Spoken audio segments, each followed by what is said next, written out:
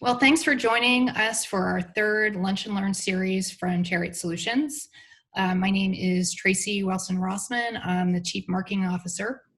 And today we're going to do a little bit something that's a little broader, a little more biz tech versus deep technical.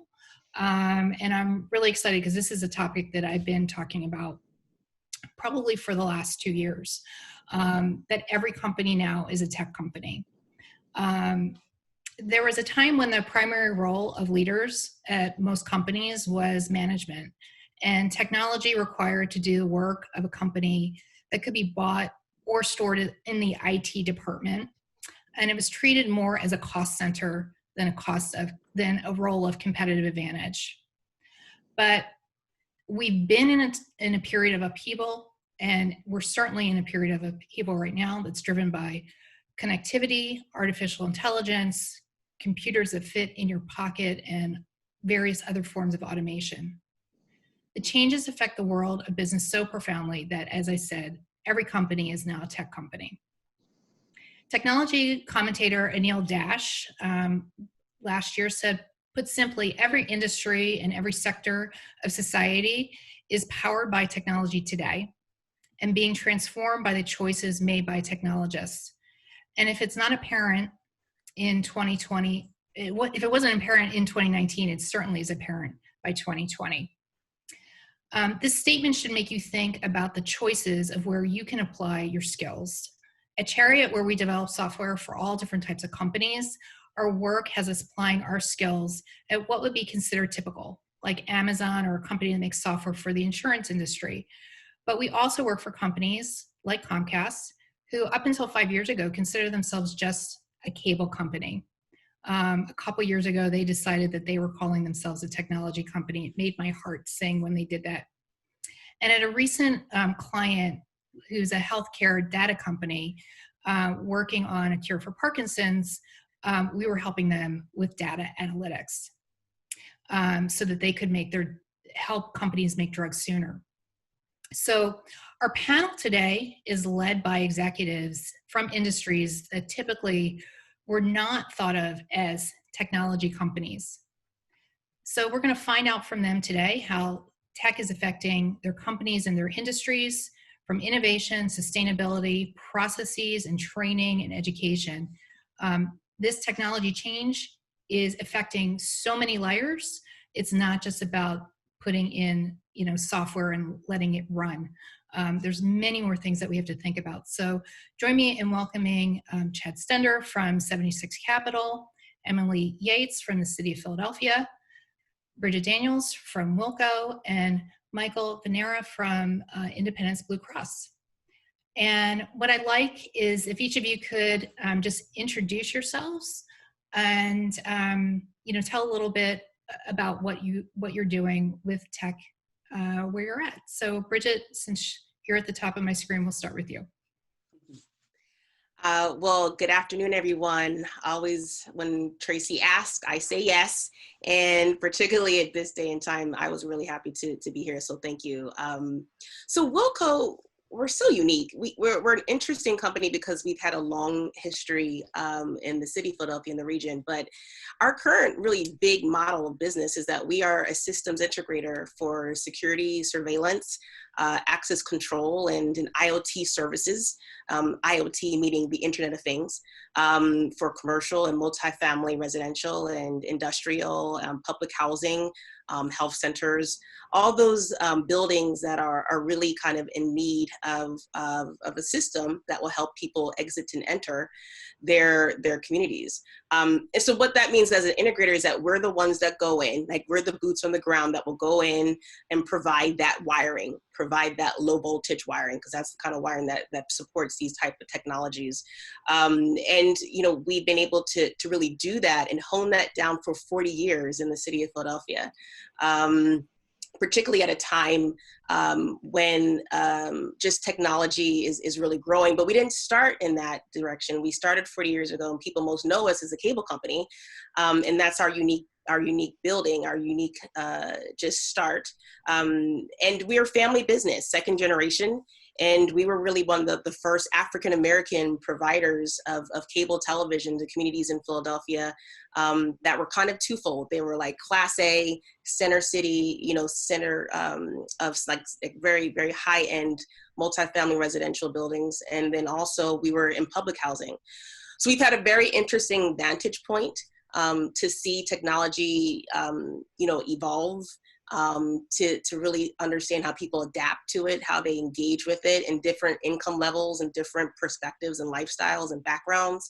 And we were excited to really kind of pivot our business in the last 2 years after an acquisition of our cable services to really deep dive now into what it means to connect access control and surveillance and all these things that really are now about managing space and managing communities and managing buildings and making it more personal and user-friendly, particularly, as we're dealing with these very unprecedented times. So, we kind of see ourselves as the glue of systems integration for what it means to exit and enter and really interact with facilities and buildings. Great, thank you. Chad, let's talk about sports. Sure. Happy to. Tracey, thank you for including me today. Chariot Solutions, the same. Appreciate being here. Normally, I always say it's great to see everyone. Obviously, it's tricky to do so. For anyone that's viewing, please feel free to reach out. My email is chad@76capital.com, all spelled out. And my social handles are pretty much all at Chad Stender. But it's great to be here. I'm the managing director at 76 Capital. We are an early stage venture capital fund founded in 1999 by Wayne Kimmel. And I've been there with 76 Capital for the last 8 years. And our most recent fund that we launched in 2016, we decided to focus solely on sports. And so for us, that means we're focused on investing in 3 main verticals, and that's esports, so professional gaming, sports betting, which has truly taken over with the rise of PASPA, the overturning of the regulation in 2018. And then our third vertical is how technology is affecting traditional sports. It's incredible how everything from the players to the coaches to the fans, you see it across the industry. The crazy part of sports is one of the last massive growth areas that really hasn't been disrupted. And during the COVID times, you're really seeing it come into play. Obviously, healthcare is paramount, but you're also seeing it in the financial space, education. And then I'd say the last big part about COVID and this pandemic has really been sports. And I'd say that's one of those of the 4 that you really haven't seen true disruption and innovation. And for us at 76 Capital, we see a large opportunity. We've been able to put our money to work over the last few years, and we're seeing a lot of growth opportunities. And I think taking a step back, the way I've always viewed technology, and Tracey, you're right, it goes across today. But to me, it's always been, it really should be intuitive. Technology and good technology should be intuitive and for the ease of the end user. And there's a lot of poor technology out there that's complicated, confusing. And so technology can be very daunting, but at the same time, good technology kind of brings you in and it thinks with you. And that's what I love to see. And I think that's the exciting part. And I think technology's really been able to move things forward, and you're seeing a much more ease of use. And I'm excited to be in the conversation today about this. Great. Michael. Sure. Thanks, Tracey, for including me today, and everyone. Glad to be here. So, my name is Mike Venera. I'm the Chief Information Officer for Independence Blue Cross. We're the largest health insurer in the Philadelphia marketplace, and also operate in New Jersey under an AmeriHealth brand. As a health insurer, we set our corporate mission to improve the health and wellness of the communities we serve, and we really take that seriously. And I think our uses of technology kind of span that as well. A lot of people think of insurance as sort of have a sort of a view of insurance that's a bit historical or dated, that it's sort of a transaction processor. You go to the doctor submits a claim, the insurer pays the claim. So that's still a part of what we do, but that's an ever decreasing part of what we do. What we're really trying to do, and I'd say at the broadest sense, is fulfill that mission, right? Keep our communities and our members well, because if a member doesn't get sick, that's good for them, right? And it's good for us, right? It lowers sort of the cost of insurance.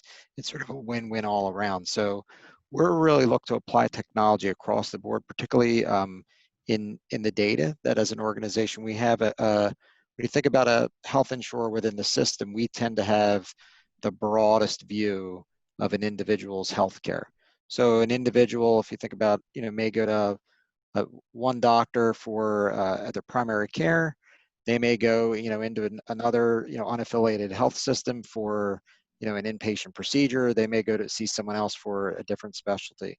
So for any one of those cares, let's say you go to the hospital, that hospital is going to have a lot of in-depth information about your stay, but they may not really know about your primary care experience or a specialist treatment that you've been getting. Let's say from your, your skin doctor, right, that you've been going to see. They may not have that information.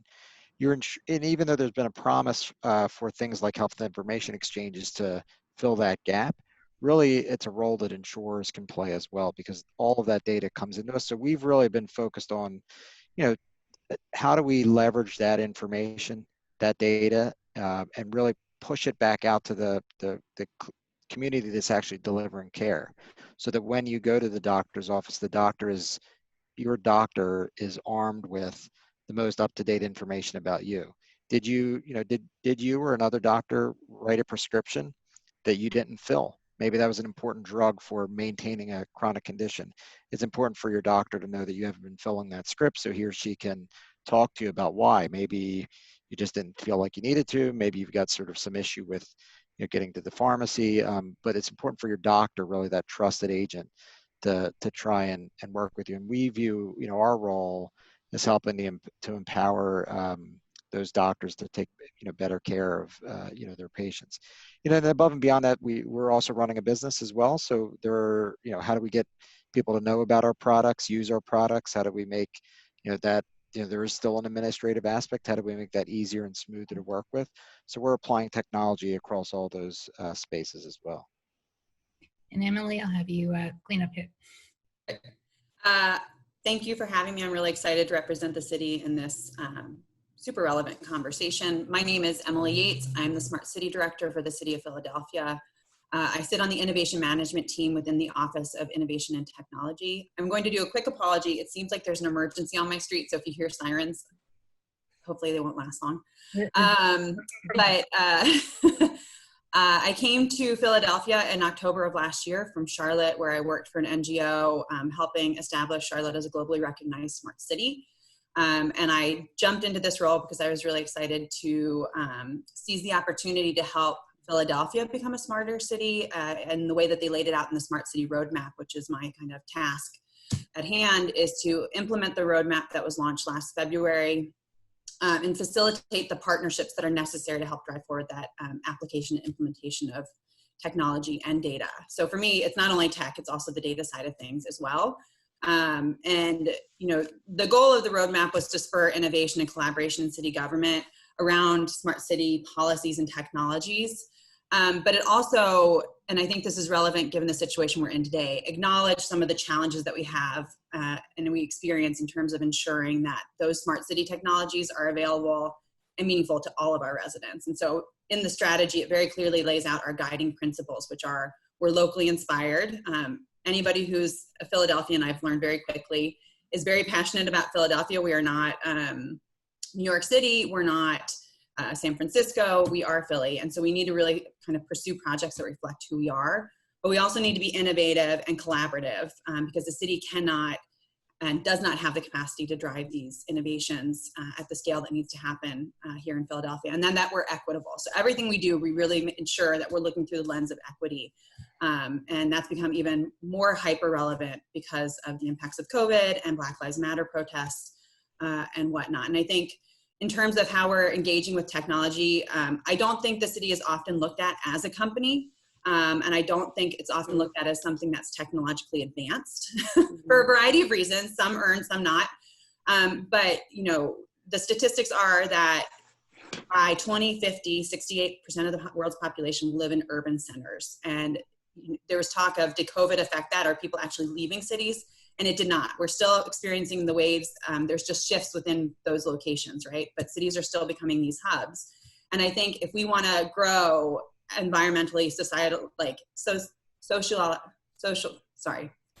we want to hit the triple bottom line of equity, social and economic success, we need to become smarter and be able to utilize and leverage technologies and data to improve services and experiences of our citizens. And so we're working really hard here to take advantage of the current challenge, but also just where can we become more efficient as we're experiencing demands on our services? How can we leverage technology and data to be more efficient and effective? Well, great. I want to just encourage our audience that if you have questions that pop up in your head, please put them in the Q&A. We're going to just ask, have some dialogue with our panelists, and then we'll open it up to those questions later. So don't be shy.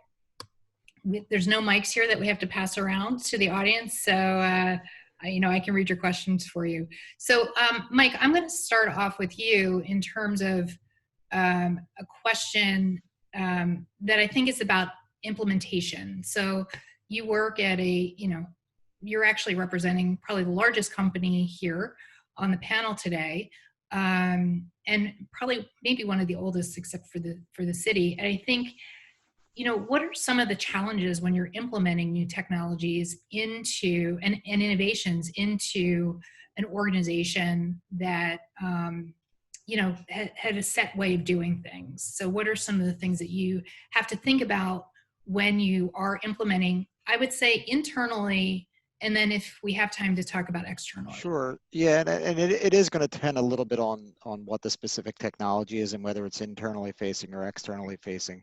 But I would really say there are three large barriers or challenges, or classes of challenges. So one is really legacy, right? Legacy technologies, which an older, larger organization has more technologies that you need to integrate with if you bring something new in. You also have the challenge in a role like I have, which is, if you add one more new thing, that's great, but did you get rid of one thing, right? Or is what you're trying to manage just increasing in size and complexity over time? So I'd say that legacy technology footprint is one set of challenges. Another set of challenges, and again, this is going to vary, right, depending on industry and technology. There are oftentimes regulatory burdens. Healthcare, health insurance is a very heavily regulated industry.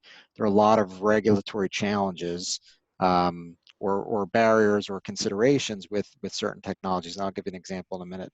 And I think the third is really, organizational inertia. As you just said, people have ways of doing things, and sometimes it's hard to get them to change. And I think that's true of every organization. So let me just give you two quick examples that'll hit on those three. So I think one, let me hit an example of the regulatory kind of type challenges.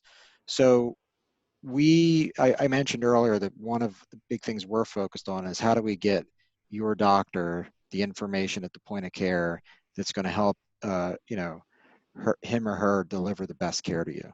Well, that involves pulling information together and serving it up for that clinician. If it's the information that came from that same clinician, normally not a problem. But if it's come from the care that member's gotten elsewhere in the system, well, then you run into certain challenges. There are laws like HIPAA, right, which we're all kind of familiar with. There are laws, for instance, in PA that actually go back to the 70s, right, before we really had much of this technology, that present challenges in sharing certain information, even with the clinician taking care of you. So, we think, but all of these things are well intended, right? They're meant to preserve privacy and security. So it's a delicate needle you need to thread to be able to really do data exchange with a healthcare provider. And to do it in a compliant fashion. So that's a challenge with introducing that type of technology. And you can find that way to thread the needle, but it is certainly not easy and takes a lot of discussion, a lot of thought, a lot of work with your legal department to make sure you're doing it in a compliant way. You can't just sort of kind of put the information out there. If I talk about the other two, right, the legacy and technology and the inertia piece, I'll just use the recent example of what we're experiencing here with video conferencing. So we were a pretty early adopter of a technology called Skype, which was a product that originally wasn't Microsoft. Microsoft then purchased it. It was their video conferencing solution. We adopted it pretty early. we integrated it with a lot of our existing technology, with our email system. You know, we have conference rooms in our building where, you know, if you set up a video meeting via Skype, you could just go in the conference room and hit one button and connect to it. And then when when COVID hit and we transitioned to, you know, work from home, but we still couldn't get people to really use video, right? It was really hard, even though we invested in a lot of these capabilities, people just, you know, they wouldn't really use it. Well, suddenly COVID hits, everyone's working from home, everyone's now using video. Well, Skype, even though it was good when it first came out, it's gotten very dated. It has a limitation for 4 people on the screen at one time, unlike Zoom, which you could have, you know, I think 60 people on the screen or something like that at the same time. Suddenly, we've got a lot of people that are saying, hey, we want Zoom, we want Zoom, we need more people on the screen at one time. And well, we couldn't get people to even use, put 4 people on the screen at one time. So I think sometimes there are, you know, as likewise, there are considerations that end users, right, since they just focused on the features, they're not focused on the back end issues of compliance or security or auditability in case, you know, you need to produce something as part of a, you know, a lawsuit or something, right? You need to go back and produce a record of something that happened. Those are all considerations that, you know, my role, we have to, so it's that tension, you know, with the new technology, you know, end users, you know, they can sort of not really use features and then suddenly want a bunch more. And then you as a sort of an enterprise manager need to, you know, technology manager need to worry about all these back end considerations. So I mean, I think I just a couple of examples of some of the challenges that are with introducing new things. Yeah, no, I think that it's important for the audience to understand that it's not just snap your fingers, whether you're creating your own technology or bringing, you know, you're buying something to bring in. Chad, I'd like to talk to you a little bit about, you know, what you're seeing within the sports industry and why innovation is happening within sports and why it's ripe for disruption right now. Yeah, happy to speak to that and appreciate that. I think 2 main factors. First and foremost, the athletes themselves. Today's athlete has grown up with tech. They all have a phone in their hand, and they all actually have more time than anyone else due to the travel, due to the downtime in the hotels pre-game. And so first and foremost, you see an athlete that wants tech and they want instant feedback. So they want to take a swing with a baseball bat and they want to know the line of their swing. Did they have a hitch? They want to throw the ball, to shoot the basketball, and to know, was their arc different than their last 3 shots? Did they have a different spin rate on the pitch? And so the athlete, first and foremost, wants the tech. And then the second piece of this is you have an ownership group that looks completely different today than it did, say, 20 or 30 years ago. For starters, the price of the teams sometimes were sub $100 million. Today, the teams are worth literally billions, $4, $5, $6, $7 billion for a team. And so you have owners that have made a lot of their wealth today from technology. And a lot of them are very entrepreneurial themselves. And so the former generation of sports owners were mostly from real estate, a lot were from oil, or some industries that you're not seeing today, such as technology, such as the entrepreneurs. And so you have the owners that are coming in that say, hey, we need the information, we need our players, our coaches to be aligned. And then, of course, the end user is the fan. And the fan wants everything in real time. They want to optimize. Most fans today have some form of fantasy. And as I was saying, the regulation now, half the states have legalized sports betting. So in half the states in our country, you can legally bet today currently, or you will be able to. And so fans want to know, they want to follow certain players. And this is all driven by technology. And as I kind of said, it needs to be intuitive. The fan it shouldn't be complicated for the fan to see an angle that they want from a game, to see a replay, to see it 10 times, to see it 100 times, to give everyone what they want. And it's technology that's driving sports more so than anything. And like I said at the start, it's ripe for innovation. There's a lot of open space. And I think if you're an entrepreneur watching this, sports is a great area to focus on. And, you know, the pandemic has, like I said, there's the thirst for sports to come back, and hopefully it'll be able to be done in a safe environment. And obviously that's the main concern. But But without fans being able to attend the games in person for the foreseeable future, the viewing experience is paramount, and how players can connect with the players, with the games, with their teams, and with each other, sharing the moments. It's going to be very interesting, and it's all going to be driven via tech and technology solutions.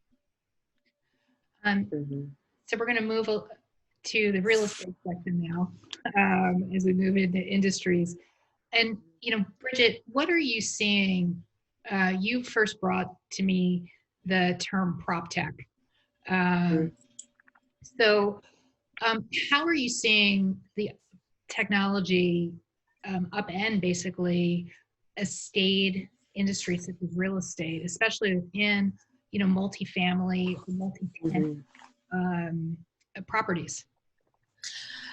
Right. So prop tech, just for this purpose of this conversation, just to set the tone about what it is. I mean, it's simply just technology that can be applied to any part of the life cycle of real estate.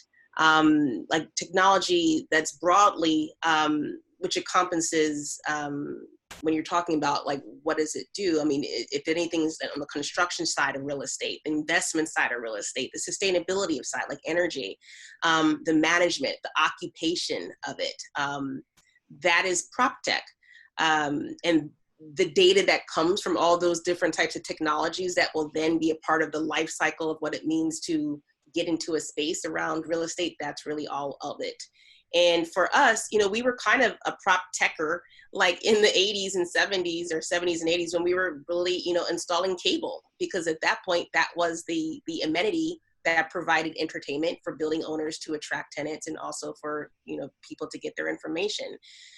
You fast forward maybe, 20 years from there, then internet came, right? Internet now became the technology that was becoming part of all these new platforms and tech and applications that now are definitely automating the real estate industry.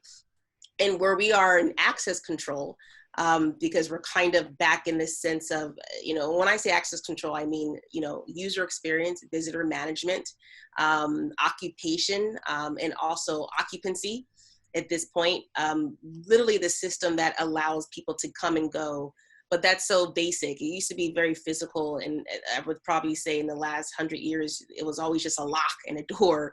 But over probably the last, 10 years, it's now clouds, and it's now different systems integrating. So all those kind of new technologies around IoT that are coming to be a big part of the prop tech space. But just in the last 3 months, the COVID pandemic and the other, subsequent pandemics, access control so now much more prioritized, because it's really going to be about everyone now as a visitor to any space, whether it's your home where you live, work, or play. You now have to, monitor who's there, when they're coming, how long they're there, and are they going from the elevator? Are they going from the building? And then you want to be able to have those types of interactions then used. Kind of Chad said it and Michael said it, the user experience of those things are going to be really now mobile based, because that's really where people are in their lives. They want to be able to order food through, Uber, or, order a car. And they also want to be able to automate how they get into out of a building, what is in their home. It's very personal, and it's going to be much more integrative.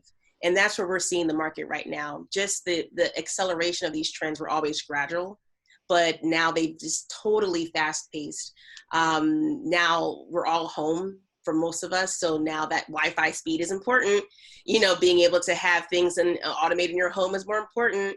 And we haven't even touched, how what IBX is doing is now going to really start to now really collaborate around real estate, because all these kind of new telemedicine types of applications that we are still kind of on the brink of, what will be sensor based, how people are aging in place, what they are getting, how they're living, are they getting up to go to the bathroom, or they're not, all those types of new ways that we have to understand healthcare in the era of disparities that are coming out everywhere, particularly for Black people and communities of color. The telemedicine component is going to be key, and the access control, the ability to have those systems integrate to spaces, communities, buildings, homes, is kind of that's the point. Like that is the actual central point. And that's where real estate is pivoting. That's where our business is pivoting. That's where I love to see the technology become more of a prominent service. And that's where we're going to really kind of start to see also beyond access control, it's now access care. Because I have to talk to a client, not just about what kind of system they can put in, but if you put that system in, you know that, you're going to have a population that might be a little uncomfortable. It's maybe thinking about a nurse station. It's also maybe thinking about an oximeter so that you can make sure that people are coming in and make sure that that demographic understands what it looks like and have a biometric, scanner, like all those things now have to go beyond just the product and the physical. It's so much more of a really holistic ecosystem that real estate sits in the middle of. And that's where the last 6 months, 3 months, 2 weeks, we're now seeing, particularly as we're all talking about how do we get back to school? How do we get back to the office? Who's going to reopen? And what that looks like, our business, security and access will be a large part of that conversation. Very interesting. Very different conversation than we had, say, 6 months ago. I know. Right? I know. So Emily, one of the reasons that I thought it was important to have somebody represented from the city was just sort of the viewpoint of how government, and certainly government has been behind in many ways with their use of technology, but smart cities, use of data, especially in Philadelphia, has been a bright spot. Can you, talk about one or two projects that the audience might be interested in hearing about? Sure. So I think I always like to ground the conversation in smart cities around what our definition of smart cities is first, because everybody has a different definition. It's like sustainability and resiliency, all depends on who you're talking to. So as it was defined in our roadmap, a smart city is a city that uses integrated information and communication tech to support the economic, social, and environmental goals of its community, which is a really good definition. It's very kind of all-encompassing. But what we've realized as a city is that as we've worked to implement this, there's kind of been a shift in our definition. So what we're pivoting to more, our definition is that a city becomes smart when it fosters economic growth and improves the quality of life for all citizens through the efficient management of existing resources and promoting participatory government.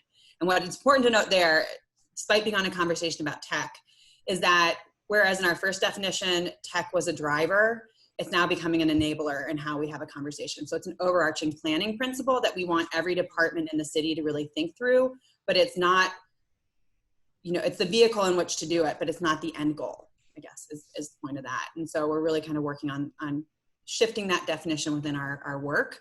And within the Smart City Roadmap, there's a program called Pitch and Pilot. And one of the reasons that I really love this position and was eager to apply for it is that a lot of smart city strategies are prescriptive and tell you what to do, which in my mind is not effective because innovation happens at such a quick rate that you could very easily be working with a out-of-date strategy within a year.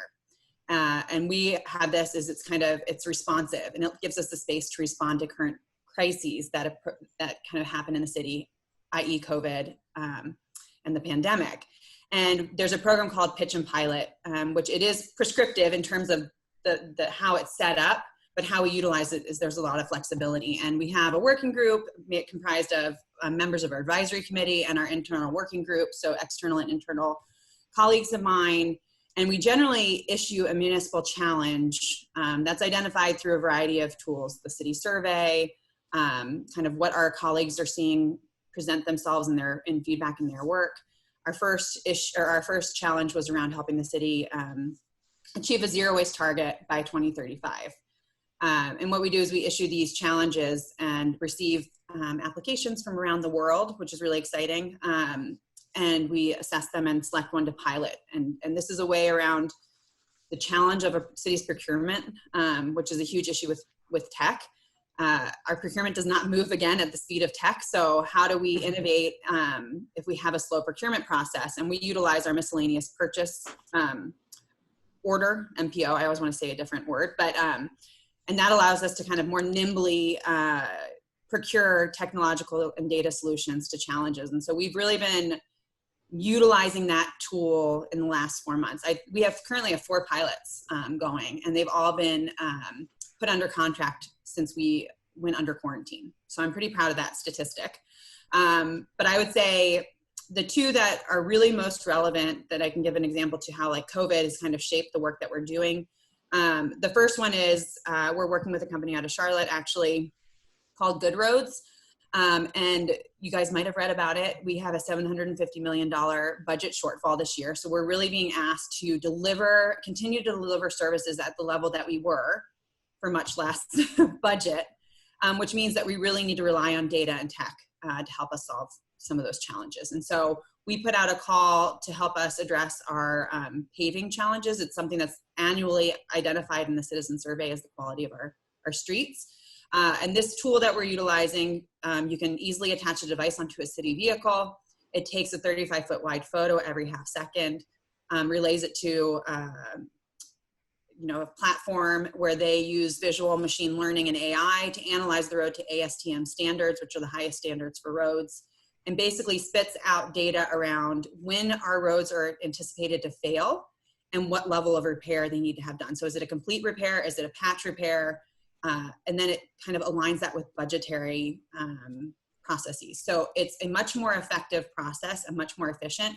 We are able to do 1,200 miles of road in under a month, whereas that might take us a full year, based on our old way of doing it, and do it to a high standard and align it with budget process. So we're really excited about that because in addition, we're also doing things like identifying where our regulatory street signs are, which sounds very, kind of unsexy, but it's very valuable to what we're trying to do as a city.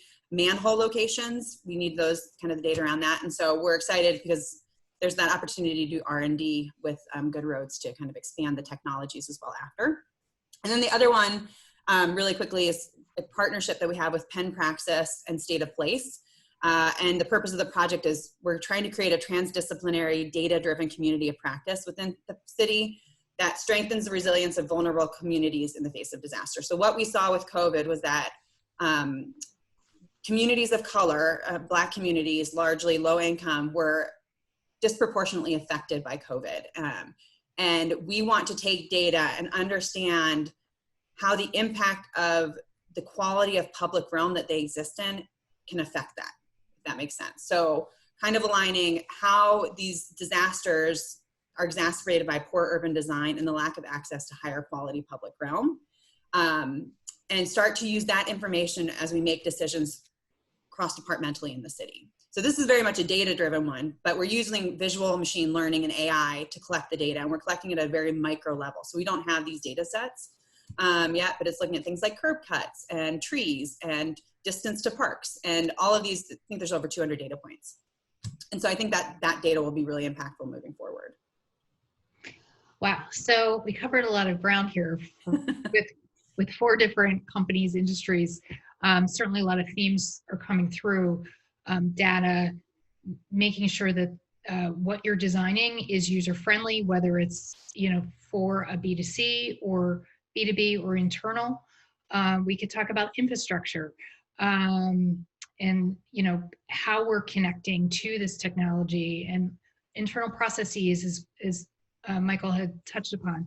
One thing that I'd like to talk about is training, because I think that this is going to be a big issue around the country. It's certainly something that I've been talking about, whether it's internal training for existing companies or education for those coming in. So whether it's K through end of college, what are some things that you're looking to do or that you think that you're going to need help with from either the government or parents or teachers?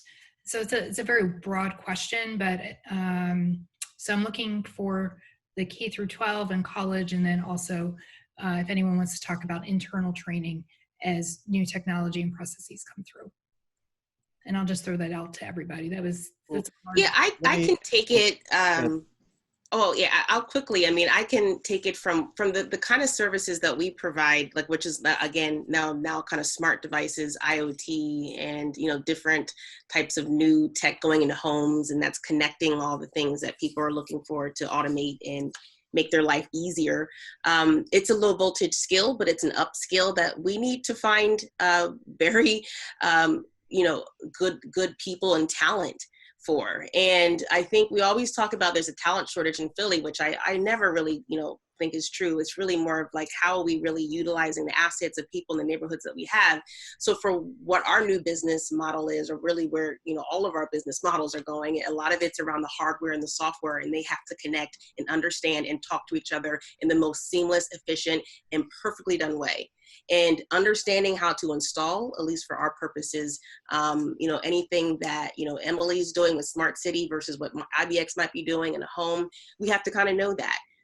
Get into a wall, but then you also have to be able to understand the software, to commission it, to make sure it works, make sure it's seamless and integrated. And that is an interesting new workforce opportunity that I love and I'm totally passionate about, because it's upskilling, right? And particularly when you're talking about real estate development, going into all these urban neighborhoods and developing and not really offering a lot of benefit back to the community to be a part of those developments, that's one way to do it. We are in, again, 3 pandemics. There's health, there's economic, and there's social unrest, and that's all interconnected. And that's another way that we have a large people unemployment, that getting them back into society, getting them back into a place where they are contributing and basically working in these new projects, that's an upskill that we can provide. So we're excited about partnerships with like Philly Works and Community College and other types of workforce development, just institutions that will look to us to help train what I think will be kind of a new force that all of us are going to need, not just Chariot Solutions on the software dev side, but really what Emily's going to need, what Michael's going to need. And in some ways, Chad, when you're talking about user experience of sports, some of that might be a product in itself. Maybe it's data on a basketball court that's in somebody's, home. All that stuff is a skill set, and it's hardware and software combined. That is workforce, that's jobs. Yeah. No, I would just build on what Bridget is saying in terms of where sorry, Michael. No, go ahead. Just in terms of where the city's focusing. You don't have the mic to pass, so. That's the challenge with these, right? I think looking at the whole lifeline of implementing and creating technology, there are so many job opportunities that we're going to need to be training for from K through 12. We need to create those career pathways and also remove the stigma from some of it, right? I think that's often the challenge is that you see in a lot of different skilled jobs. But I think one of the things, in addition to what Bridget was talking about, that we're seeing on the city and we're working to try to address is not only people who are installing the technology and having the understanding of how that operates and how it's built and whatnot, it's the people on the receiving end of the technology. So installing smart home technology, if you don't know how to utilize it, you are not truly a smart home. We're seeing it with the digital divide. Not only is it about having access to technology and internet, but it's understanding how to use the technology. And that's something that we actually, surprisingly for the city, really quickly pivoted and turned around and launched our Digital Navigator program through the Digital Literacy Alliance, which is a service that the city's providing funds to help people navigate these challenges of, okay, we have the technology, now what do we do? So I think that there's also that side of the education component that we need. Yeah, what I was gonna add to that. Sorry, Tracey. When I think about it, the kind of the critical things that we look for. One, we're in an environment where I think, as Emily noted earlier, technology is changing rapidly. So really, the most important skill is the ability to learn things quickly, right? Because if you're narrowly focused on technology A, that may be great, but if technology A quickly gets replaced by technology B, and if you need to be able to adapt. So that the ability to learn quickly is probably the most important skill. The other thing I'd say is all of our end users of technology, whether those are our end customers or whether those are internal stakeholders in a quote business area, all of them are much more technology literate, right, than they were in the past. So it's important for technologists to be business literate, right? And whatever the business that you're in, if you're in health insurance or if you're in IoT or you're whatever you're in, your technologists need to have enough understanding to kind of cross that divide, because your end users have much more of a technology understanding. And I think the last thing I would add on to this, and I think when you talk about the what we really need from K through 12 and up, understanding technology and how it can play a role in STEM, all those things are really critical to add. But I don't think I've seen anything that can undermine technology more than poor communication, right? So I've seen technologists work, really work hard and do a great job on something, and they completely undermine themselves with a poorly worded email. So, communications, which is really much more, not thought of as a technical skill, right? It's so critical, right? And I think, making sure that people that understand the technology, but are also able to communicate it, and really communicate it to people that are somewhat tech savvy, but not at the same level as them, and cross that divide is a critical skill set. And particularly as you move up the ranks in technology leadership, I think is really the essential skill set.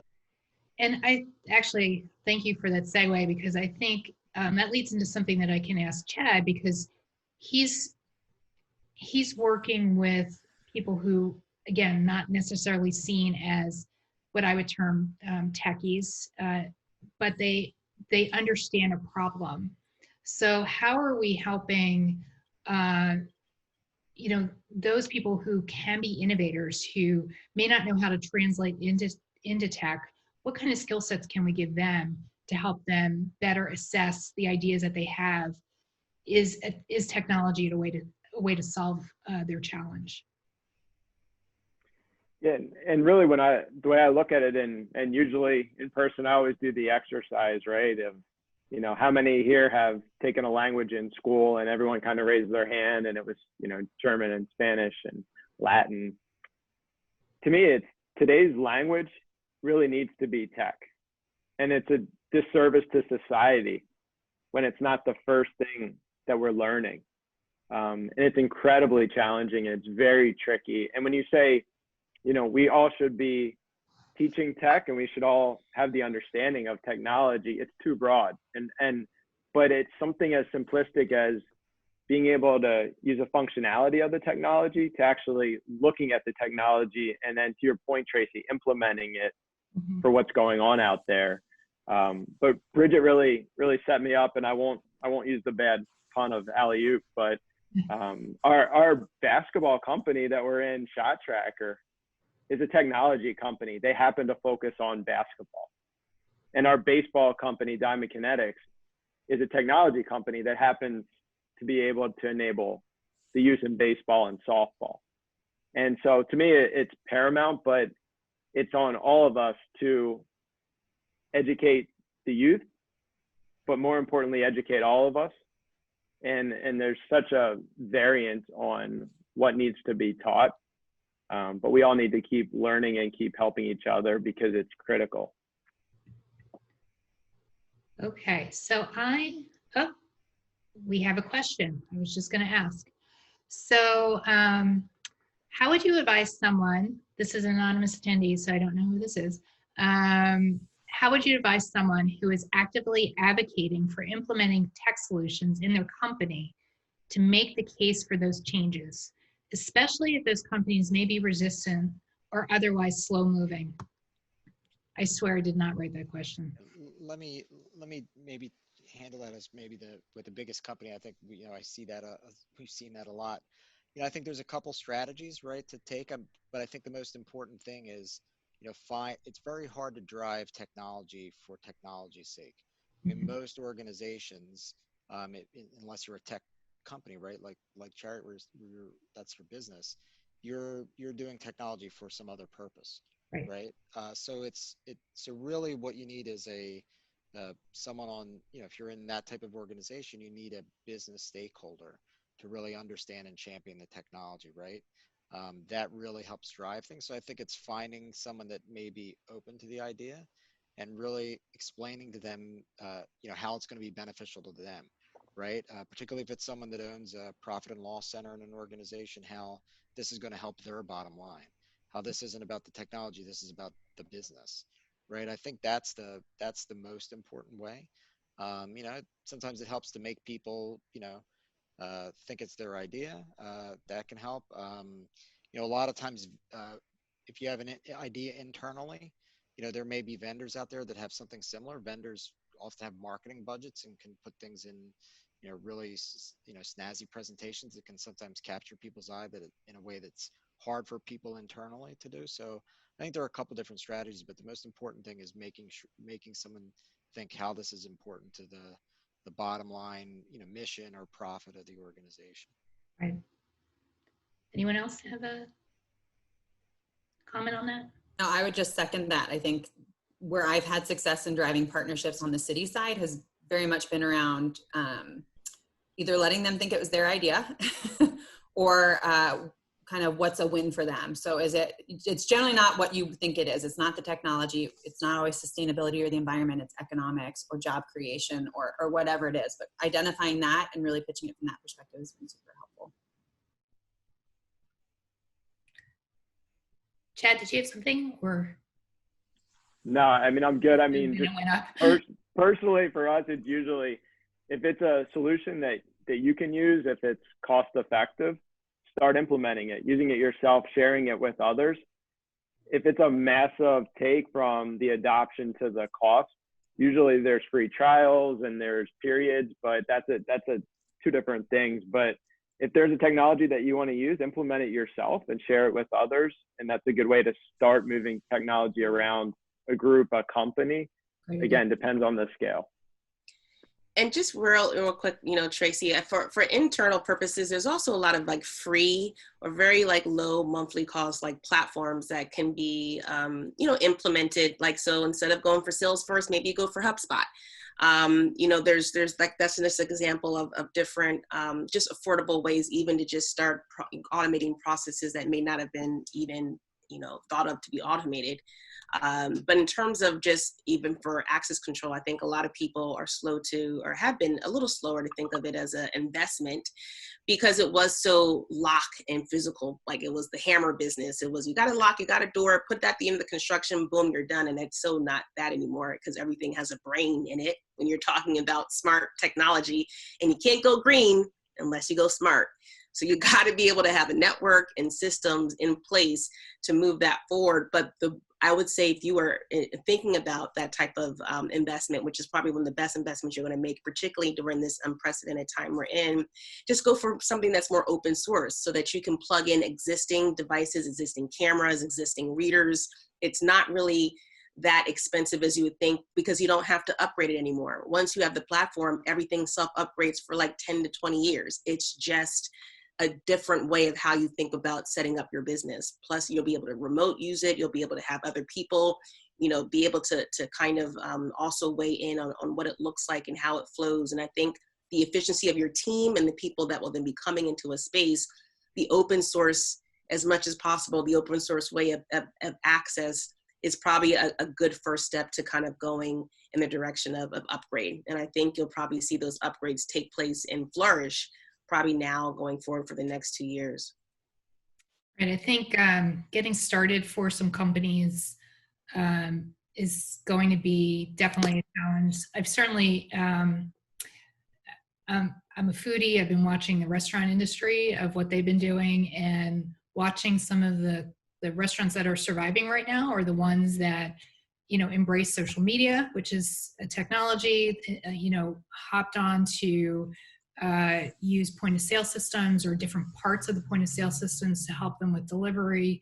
So they were forced into using it, you know, because of what's happening. I just wanted to check to see if anyone else had another question. Oh, we do. And thank you very much. Any suggestions about improving the tech talent ecosystem in our region? Since everyone here is from Philadelphia region. Collaboration. Like this is it takes a village, right? It takes a village to lift a vision. And we are at that place, hi Ann, we're at that place where we've been talking about tech talent growth in Philly for too many years, particularly making that tech talent diverse and inclusive. But if there was ever a time, if there is ever a moment to put it all together, because you literally are hitting everything you need to put it all together, it is now. But we're gonna need more voices at the table, and not the same table, different tables, different people, different frameworks, different perspectives, different anchor institutions, different community, different small businesses that can actually look like the different types of demographics we're trying to rise.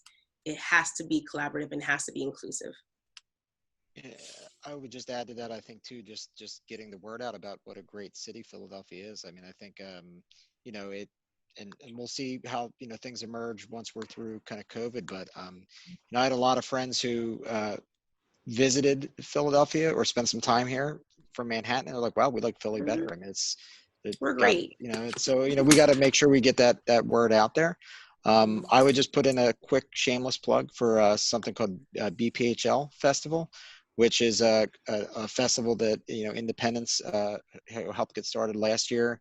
It's coming up this September 15th through 17th. It's going to be a virtual conference. So check it out at bphlfest.com. And it's a great celebration of a lot of the innovation that is happening within our city, and why it's a great place for any type of town, including tech, to be based.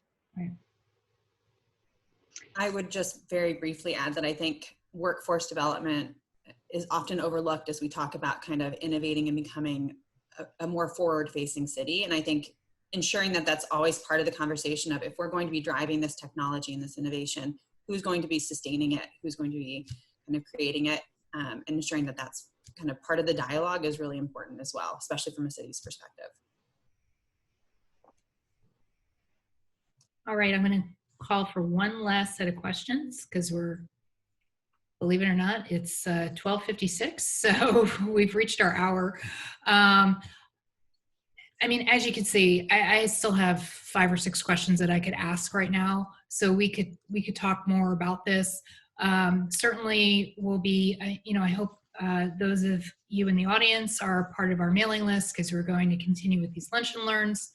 If you have any suggestions, reach out to me for topics that you'd like to hear, because I think we're going to be doing this from our houses for a little bit. I want to thank all of our panelists for their insights and their time. You know, this will be put out on the internet. So we're recording right now. If there was something that you felt was worth passing along to others who were not able to attend. And again, thank you so much. Everybody stay safe and well. And we'll be seeing you at least 2-dimensionally in the future, in the near future. Thanks. Thank you. Thank you. Take care, everybody. Sure. Bye. Bye. Bye.